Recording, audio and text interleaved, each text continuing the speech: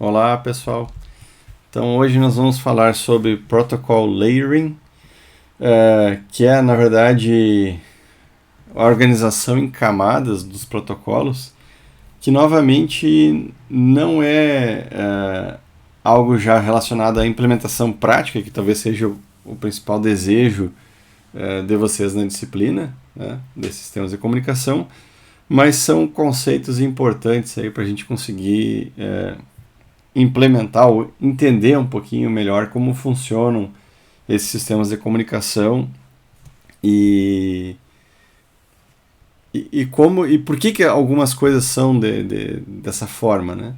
Então, talvez para quem já viu algumas disciplinas de comunicação isso seja chovendo molhado, mas principalmente para quem vem da elétrica, que talvez seja um dos principais públicos de um curso de mestrado em engenharia elétrica, essas informações são importantes. Então, vamos lá. Então, qual que é a ideia de dispor os protocolos em camadas, pessoal? Primeiro, a gente nem falou sobre ainda o que é um protocolo, né? Mas vamos imaginar assim que eu tenho que fazer a comunicação entre dois dispositivos. E essa comunicação entre dois dispositivos, ela é, de certa forma, em alguns momentos, bem complexa, né? Então, para reduzir a complexidade ou separar essa complexidade em pedaços, a maioria das redes de comunicação elas são organizadas em pilhas de camadas, né? A gente poderia chamar de níveis, né? Então, o principal objetivo disso é separar a complexidade, né? Ou quebrar o problema em partes, né? Então, o número dessas camadas, o nome de cada camada, o conteúdo de cada camada e a função de cada camada são diferentes de rede para rede, né? Então, se eu pegar uma rede industrial e comparar ela com uma rede de computadores, ela talvez vai ter camadas diferentes, né? E funções diferentes. E o objetivo de cada uma dessas camadas é oferecer alguns serviços às camadas superiores, né? Então, de certa forma, protegendo a camada superior dos detalhes de implementação, né? Eu não preciso saber exatamente como que aquilo é feito. Eu só preciso dizer, eu provenho esse serviço, né? E como que eu realizo o serviço é problema meu, né? É problema da camada inferior, né? Então, esse conceito ele é familiar, porque a gente usa bastante isso na ciência da computação, e ele é conhecido como encapsulamento de dados e programação orientada a objetos, né? Então, a gente pode imaginar aí uma camada como se fosse um objeto, que, no final das contas, ela encapsula dados, né? Ela pode ser instanciada, né? Então, é tudo muito parecido. Mas principalmente porque quando eu utilizo um objeto, ele me provê alguns serviços pelos métodos, mas eu não sei exatamente como que o método é implementado, né? Então, a ideia fundamental, né, é que um determinado pedaço de software, né, forneça um serviço a seus usuários. E uma camada, né, que é implementada no final das contas por um protocolo, ela oferece esse serviço, né? Seja o usuário um usuário mesmo humano, né, um usuário, seja um usuário um outro pedaço de software, tá? Mas mantém os detalhes do estado interno e os algoritmos totalmente ocultos, né? Então a gente não sabe como é que a camada funciona por baixo dos panos, né? Então, quando uma camada N em uma determinada máquina mantém uma conversa com uma camada N em outra máquina, as regras e convenções usadas nessa conversa são conhecidas como protocolo, né? Então, o que eu estou dizendo com isso? Que uma camada oferece um serviço e eu tenho lá, digamos, né, talvez eu possa chamar de métodos, que é a forma de acessar esses serviços. Mas como que aquilo acontece, as regras de como que aquilo acontece, quem define, né, é o protocolo. Então essa é a diferença de serviço e protocolo, né? Então o protocolo é um acordo entre partes comunicantes. Então, que tipo de mensagem eu consigo trocar, o que tem dentro dessas mensagens, tudo isso é definido pelo protocolo. Então, se eu pegar uma rede de 5 camadas qualquer, né, eu posso, muitas vezes eu tenho essa representação aqui, né, que as camadas estão conectadas. Isso aqui é um dispositivo, isso aqui é um outro dispositivo e eu tenho um meio físico conectando eles. Esse meio físico pode ser um cabo, né, pode ser pode ser um meio físico sem fio, né? E isso dá a impressão de que eu tenho uma conexão direta, né, de camada a camada. Mas na realidade eu não tenho uma transferência direta de dados de uma camada para uma camada. O que acontece é que essa camada aqui acessa um serviço da camada inferior, que acessa o serviço da camada inferior, até que eu tenho ou eu alcanço a camada mais baixa, que me dá o acesso ao meio físico. E daí a comunicação real mesmo, a troca de informação, ela ocorre no meio físico, e chegando pelo meio físico no outro dispositivo, ele começa a ser repassado entre as camadas. E no final de tudo isso, se eu tiver um sistema de 5 camadas, né, eu vou ter que a camada 5 passou por tudo isso aqui, passou pelo meio físico e chegou até a camada 5 do outro dispositivo. Então essa é a ideia de como que funciona os protocolos em camadas, né? Então, entre cada par de camadas adjacentes, a gente diz que existe uma interface, né? Então, o que é essa interface? Ela define quais operações e serviços primitivos a camada inferior disponibiliza à superior. Então, esse conceito de interface é meio estranho, mas se vocês pensarem numa conexão física como interface, né, é o que mais ou menos acontece, né? Então, quando eu conecto duas camadas, eu tenho uma interface. Ou seja, né, cada camada executa uma coleção específica de funções bem conhecidas para a camada superior, né? Então essas interfaces elas devem ser o mais simples possível, tornando isso aqui que é muito importante nas camadas, pessoal, tornando mais fácil substituir uma camada por um protocolo ou implementação completamente diferente. O que isso significa? Que quando eu tenho uma interface bem estruturada, eu consigo arrancar um protocolo de uma camada e substituir por outro protocolo, mas os serviços que esse novo protocolo oferece são acessados da mesma forma, e com isso eu não perco compatibilidade. Então eu coloquei aqui como exemplo que um protocolo bem famoso, industrial, bem conhecido, que é o Modbus, ele opera sobre TLS, sobre TCP, sobre RTU, sobre o ASCII, né? Assim como o DNP3, que é outro protocolo, também funciona por RTU, TCP, por TLS. E como que isso funciona?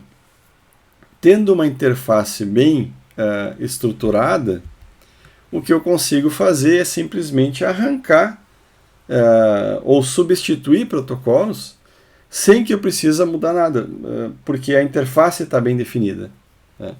E o mais interessante que eu quis mostrar aqui no Modbus é que não necessariamente eu preciso ter todas as camadas. Então, quando eu uso Modbus, a camada de aplicação Modbus, com TCP/IP, então, eles chamam de Modbus TCP, eu tenho um Modbus sobre TCP, que vai conectar numa camada de TCP, que vai conectar na camada de IP, que daí chega no meio físico que pode ou não vir a ser o Ethernet. Eu poderia estar usando o Wi-Fi, né? Mas se eu usar Modbus sob uma conexão serial, que pode ser 232 ou 485, depois a gente vai falar um pouco sobre isso, eu tenho uma conexão direta da camada de aplicação com a camada de enlace do tipo mestre-escravo.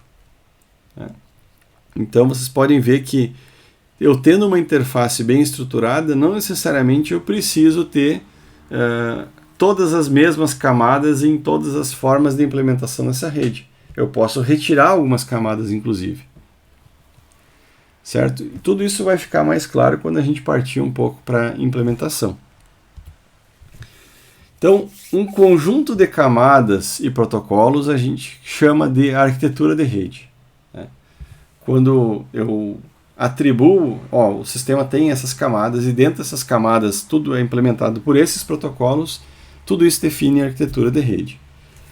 Então, a especificação de uma arquitetura de rede ela deve conter informações suficientes para permitir que um implementador escreva o programa ou construa o hardware para cada camada, obedeça corretamente o protocolo apropriado.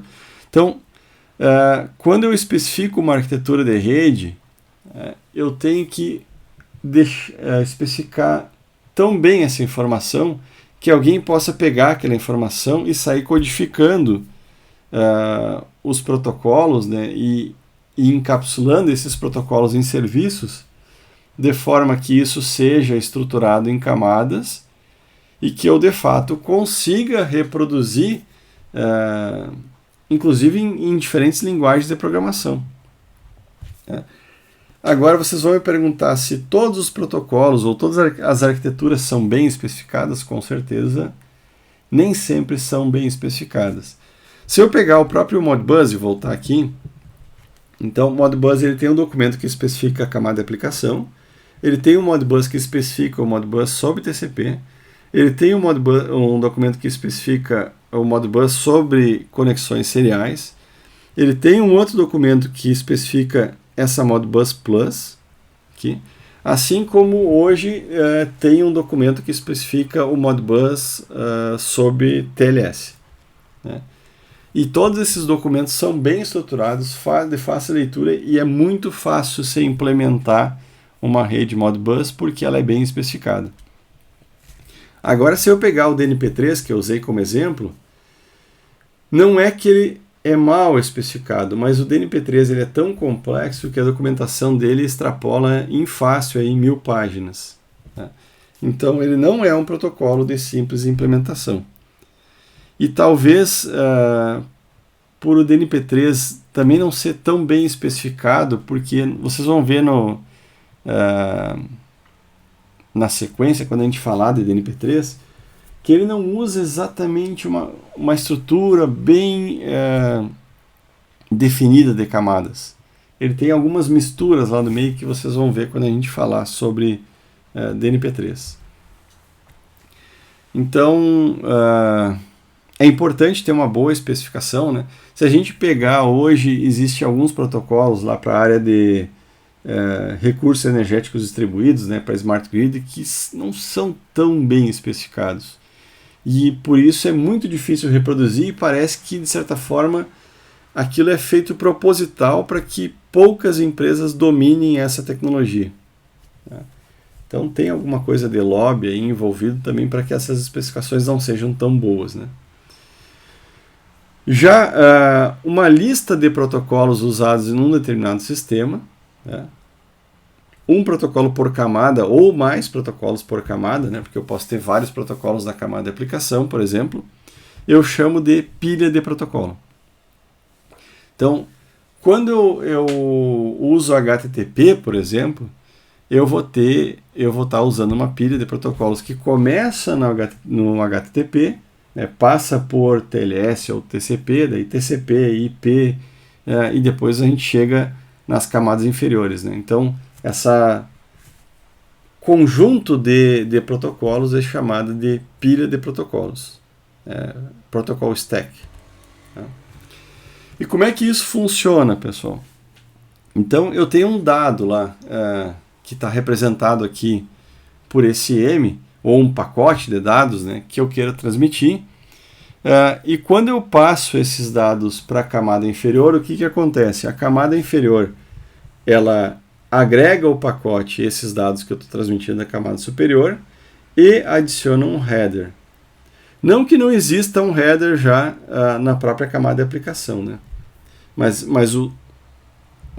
a camada de aplicação ela provê ou ela tem um payload, né? Que é uma carga do pacote, e ela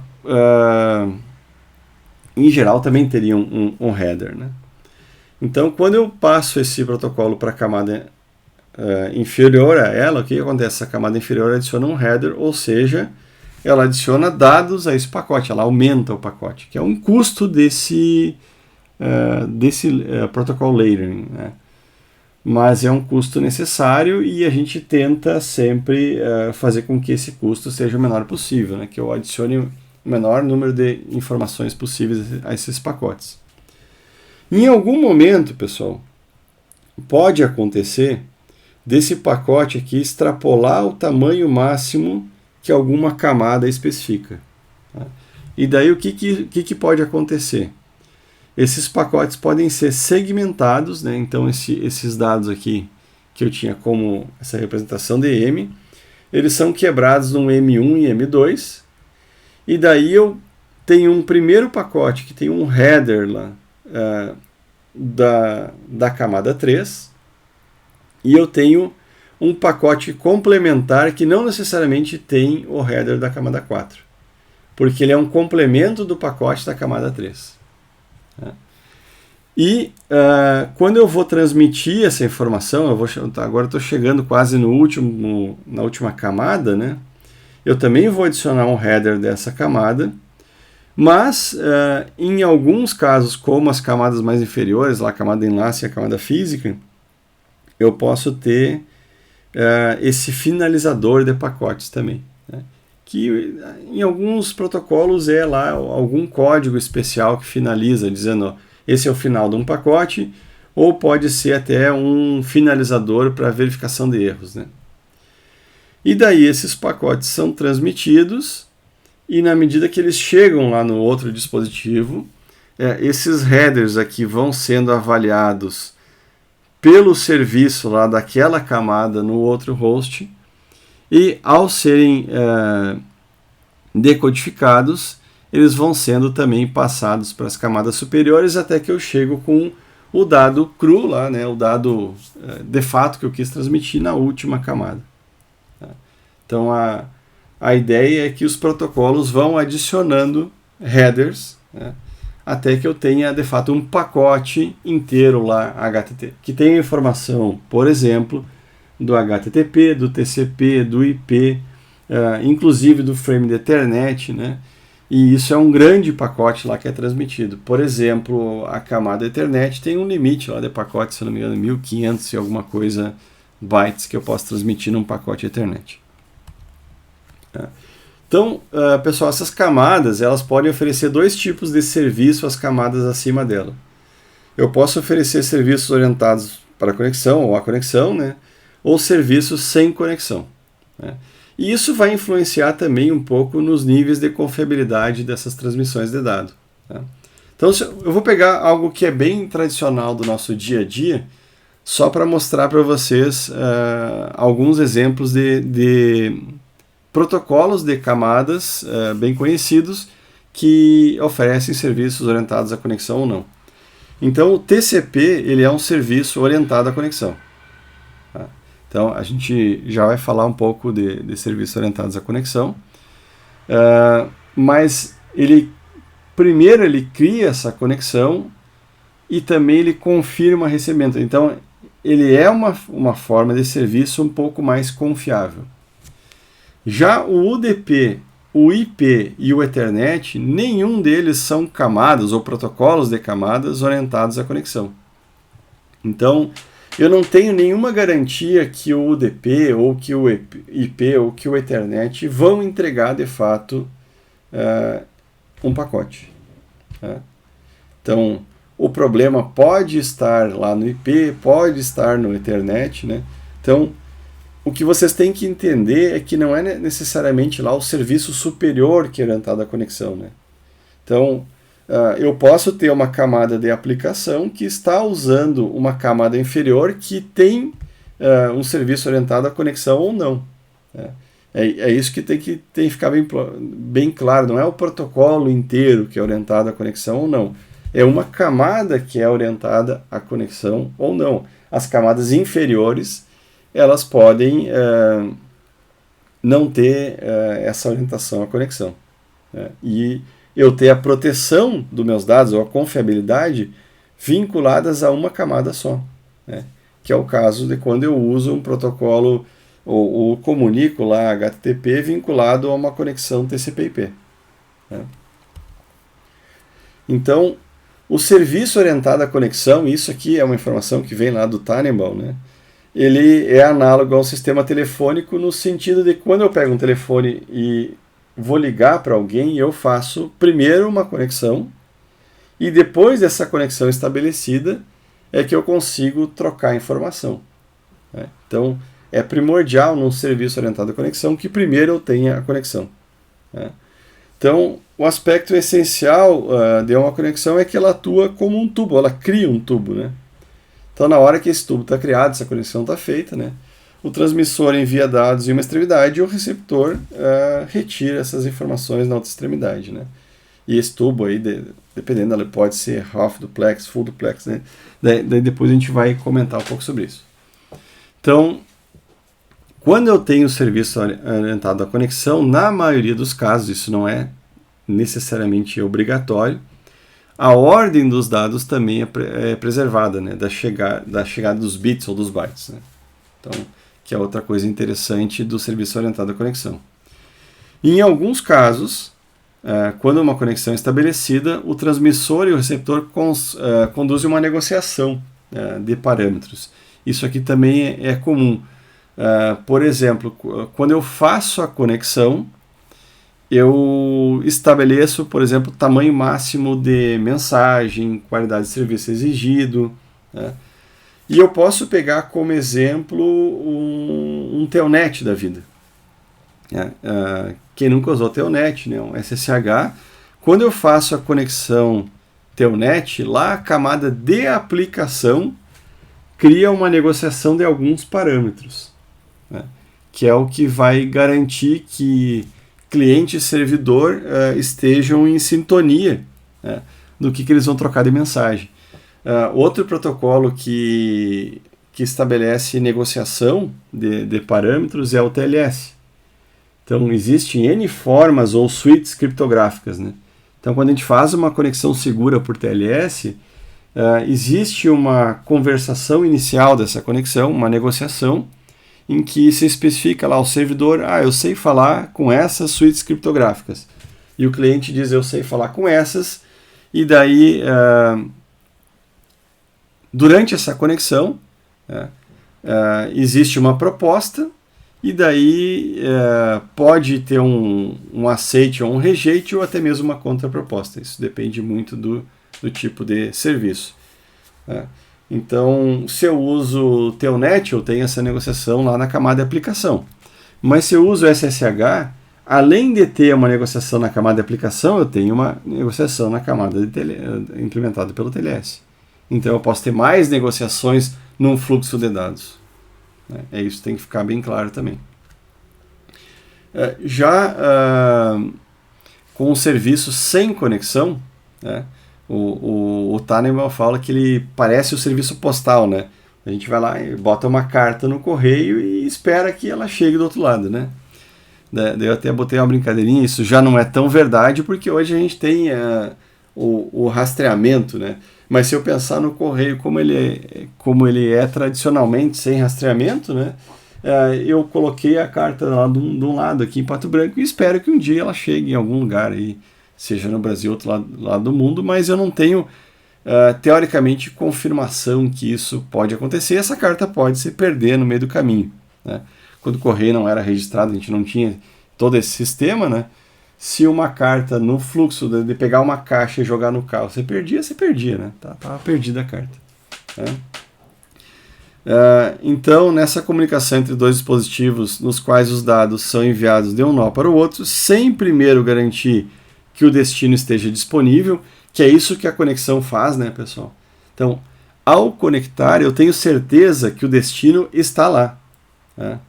Então, quando eu não tenho um serviço orientado à conexão, eu simplesmente envio os dados. É isso que está dizendo aqui. Então, eu espero que o outro lado esteja lá, né? E a única vantagem que eu tenho nisso, né, é que a transação vai ser mais rápida, que eu não tenho toda essa troca de mensagem para estabelecer conexão. Então, eu tenho a conexão não confiável sem... Está mal escrito, né? Na verdade, quando eu não tenho conexão e confiabilidade, né, Eu geralmente chamo isso de serviço de datagrama, em analogia, né, foi usada uma analogia para escolher esse nome, né, ao serviço de telegrama em que a gente não tinha uma confirmação ao remetente. Né. Então eu tenho uma conexão não confiável, porque se eu usar um serviço sem conexão tradicional, eu não tenho conexão para garantir que o cara destino está lá, e também não tenho resposta de que ele recebeu o que eu enviei. Tá? Então, esses serviços orientados à conexão e sem conexão, a gente pode caracterizar eles também relativo à confiabilidade. Né? Então, alguns serviços são tão confiáveis que eu posso especificar que eles não perdem dados. Né? Na medida do possível, né, pessoal? Porque existe o que foge do possível. Né? Quando eu tenho uma conexão, eu consigo saber se a conexão ainda está ativa ou não. Tá? Então, se eu consigo saber se essa conexão está ativa ou não, na hora que eu vou enviar um pacote de dados, eu tenho certeza que, estando a conexão ativa, o cara que está do outro lado, ele está do outro lado. Se ele está do outro lado e ele informa que reconhece, ó, recebi o teu pacote, então eu tenho certeza que o dado chegou lá e eu não perdi o pacote. Agora, cai a conexão, eu sou informado que a conexão caiu, então eu sei que de fato esse dado não vai chegar. Né? Então, no sentido de que quando a conexão está ativa, eu tenho certeza que eu não perco dados. Né? Então, normalmente um serviço confiável ele é implementado fazendo com que o receptor confirme o recebimento de cada mensagem. Né?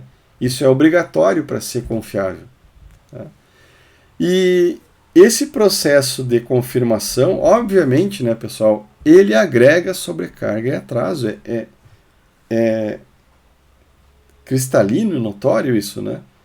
Então, qual que é a sobrecarga? Se eu envio um dado de um host, né, um device, né, para o outro, e ele precisa mandar uma mensagem confirmando que o dado foi recebido, né, isso é uma sobrecarga na banda da rede. E, obviamente, existe atraso, porque se eu preciso esperar que o pacote chegue aqui, ele retorne uma informação de que recebeu o pacote, eu preciso esperar um certo tempo, né, para que eu possa mandar os próximos pacotes e garantir que eu estou recebendo os dados numa sequência adequada. Né? Então tem muitos serviços que precisam, ou a camadas superiores que precisam dessas garantias. Tá? E em alguns casos, né, esse preço pago por confiabilidade pode vir a ser muito alto. Né? Então, quando eu pego algumas redes de sensores sem fio dispostas em mesh, se eu começar a usar muita confirmação nas camadas, eu gero um tráfego tão alto de informação que o protocolo colapsa e ele chega no limite da banda. Né? Então, isso é meio problemático. Né? Então, uma situação típica, pessoal, quando um serviço orientado à conexão confiável é apropriado, é a transferência de arquivos. Né? Vocês imaginem que, quando eu transfiro um arquivo, ele precisa chegar exatamente igual do outro lado. Não me adianta chegar um pedaço do arquivo, ou um arquivo faltando a metade do arquivo, ou ele não chegar bem na sequência que eu gostaria, ou sequência real. Né? Imagina o arquivo chegar invertido em alguns pacotes. Né? Então eu preciso ter alguma confiabilidade quando eu copio arquivos por rede. Então eu vou precisar de um serviço aí confiável orientado à conexão. Né? Já o serviço orientado à conexão confiável ele tem algumas variações. Né? Ou eu envio sequências de mensagem onde os limites da mensagem são preservados e conhecidos. Né?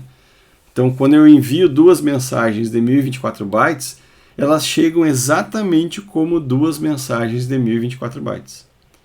Em geral, protocolos industriais costumam utilizar esse método porque isso tem a ver também com algumas garantias, determinismo. Né? E já quando eu uso fluxo de byte, que é outra variação da conexão confiável, essa conexão ela provê simplesmente um fluxo de byte em que não tem limite, ó, o pacote tem tal tamanho, né?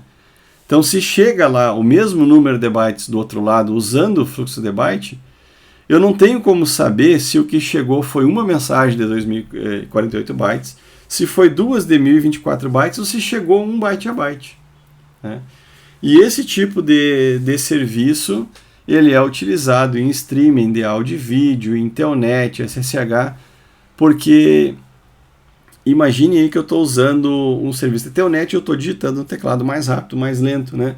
Então, não pode eu esperar eu digitar um pacote inteiro, né, uma mensagem, digitar 100 caracteres no teclado para que esse dado chegue só com 100 pacotes lá do outro lado, né? Então, muitas vezes, quando eu uso telnet, os pacotes têm 1 byte de dados. E aí que a gente começa a ver que algumas coisas não são tão bem implementadas, né? Então, imaginem assim, ó, que eu tenho um monte de camadas abaixo para transmitir esse byte que agregam aqueles headers, né? Aqueles cabeçalhos nos pacotes. E daí imagine que eu transfira 1 byte e os cabeçalhos são 50 bytes. Então, o que é útil nesse pacote de dados, no final das contas? É 1 byte, né?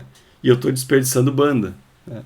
Então, existe alguns motivos para o que eu querer garantir pelo tamanhos mínimos de pacote, né? Ainda falando de confiabilidade, né, pessoal, em algumas situações a conveniência de não ter que estabelecer uma conexão, na verdade não é só conveniência, né? Na verdade, estabelecer conexão ela consome recurso computacional, memória, né? Então, para enviar uma mensagem é desejado, né? Então, é interessante não ter a conexão. Só que eu preciso de confiabilidade, né? Então, eu não quero conexão, mas eu preciso de confiabilidade. Então, nesses casos, eu posso utilizar o serviço de datagrama confirmado, né?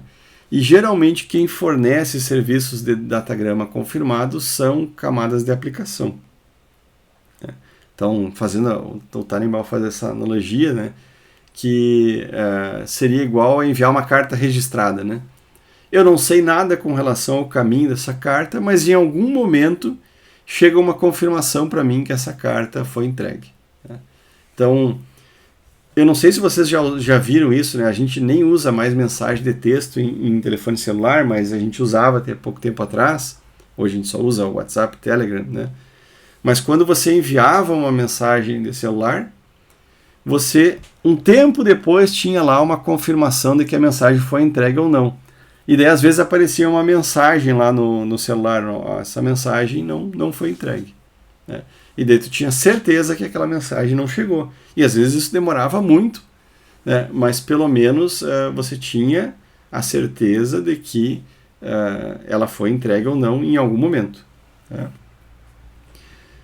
Em algumas aplicações, pessoal, os atrasos de confirmação eles não são aceitáveis e a gente pode escolher N exemplos hoje, como o VoIP, streaming de vídeo, né? Então vocês vão me perguntar, mas streaming de vídeo é serviço sem conexão, né? Mais ou menos, né, pessoal? Ele é uma conexão, é uma combinação de um serviço com conexão com um serviço não confiável sem conexão, né? Então, como é que isso funciona? Isso é assim para o VoIP também. Vocês têm uma conexão de dados orientada à conexão mesmo, em que existe um certo monitoramento do que está acontecendo com esse streaming de dados. Mas o streaming em si de vídeo, ele é transmitido por UDP, né, sem conexão. É assim que funciona VoIP, streaming de vídeo e outras coisas, né? Tanto que, em algum momento, vocês perdem dependendo da conexão de vocês, né, vocês perdem a conexão daquele streaming de vídeo, mas o cliente de vocês lá que está recebendo aqueles dados, ele sabe que não está chegando os pacotes como deveria, porque ele tem a outra conexão confiável, mas que para os pacotes de vídeo não está sendo utilizada, né? Então eu posso separar os tipos de serviços que podem ser oferecidos, né, como orientados à conexão usando mensagens em que as mensagens têm tamanho bem definido, né, elas chegam do mesmo tamanho do outro lado, ou eu posso usar um serviço orientado à conexão de streaming de bytes, né, ou eu posso usar ainda um serviço de conexão não confiável, né, que, por exemplo, um grande exemplo aqui é o... notem que o streaming de bytes confiável ele é usado para um download de um vídeo, mas não para um streaming do vídeo. Então, quando vocês baixavam um vídeo, né, um filme, vocês queriam o filme inteiro. Ele não podia ter falha no filme. Agora, se vocês fazem um streaming de vídeo, daí vocês usam uma combinação de serviço orientado à conexão e não conexão, né? E o VoIP é um exemplo disso, que é uma conexão não confiável, porque vocês têm a conexão, mas não tem confirmação, né? Então é uma combinação, existe um protocolo específico para VoIP, né? Então, que está acima do IP. VoIP mesmo, né, pessoal? Aqueles equipamentos de VoIP, não o VoIP implementado para o WhatsApp, que talvez use aí o DP e TCP. E quando eu tenho serviços sem conexão, né, ou não orientados à conexão, eu tenho o datagrama não confiável, eu envio o pacote, espero que ele chegue em algum momento lá. Eu tenho o datagrama confirmado, né, em que eu envio o pacote e eu recebo uma confirmação, ou eu posso usar algo como requisição-resposta, né? Então eu tenho um pacote que faz a pergunta e tenho um pacote de dados lá de quem recebeu esse dispositivo que devolve uma resposta. Então a resposta, de certa forma, é uma confirmação de que a pergunta ou que a pergunta chegou, né? Eu não sei se eu vou falar mais adiante sobre isso, então, como eu posso estar esquecendo disso, né? Um exemplo de quando eu tenho um serviço não orientado à conexão, né, alguns exemplos é o protocolo de HCP que pede o IP, né? Então a rede da OTF ela tem alguns casos em que ela perde o pacote. Então, como eu uso um serviço sem conexão, de datagrama sem confiabilidade, eu peço o IP, né, para um servidor, e o pacote é perdido e aquele IP nunca vem, né? Então, o que acontece? A camada lá de aplicação de HCP, ela percebe que passou bastante tempo e não chegou o IP. Então, eu peço de novo, usando um serviço não confiável. Porque vocês imaginem assim, cai a rede elétrica, e religam milhões de dispositivos, milhares de dispositivos na OTFPR ao mesmo tempo. Se todo mundo, no mesmo momento que começar a conectar para pedir IP, aquilo vira um caos, né? Então, na verdade, vocês usam um serviço não confiável para pedir os IPs na rede, tá? E daí os IPs começam a ser entregues ou não, né, se houver colisão. Um outro exemplo, pessoal, de serviço não confiável que é bastante utilizado é o tempo dos sistemas operacionais, né? Como é que quando eu ligo um sistema operacional, eu tenho um relógio certinho ali, né? Então existem servidores a nível mundial que estão conectados a relógios atômicos que mantêm a hora bem conhecida, né? Sincronizada inclusive por satélites, né? E daí eu mando um pacote lá não confiável pedindo o horário. E esse horário pode vir ou não, né? E daí se o horário não chegar, eu vou ter o horário errado, o último horário registrado lá no computador, né? O computador ainda tem uma bateriazinha que mantém o horário. E eu tenho uma camada de aplicação mais em cima que percebe, mas não chegou a resposta, né? Não, eu ainda estou com o mesmo horário, então ela, de tempo em tempo ela pede de novo, até porque o computador vai perdendo a sincronia de tempo, tá? Então, é importante saber, pessoal, que parece fazer muito mais sentido sempre usar conexão, né? Mas tem muitos serviços que usam serviços sem conexão porque o custo da conexão e da confiabilidade nesse serviço seria muito alto, Então eu vou quebrar essa aula, já está começando a ficar muito grande. Na próxima aula a gente vai começar, ou vai continuar falando sobre serviços, camadas e protocolos, falando sobre as primitivas de serviço. Então, até a próxima aula, pessoal.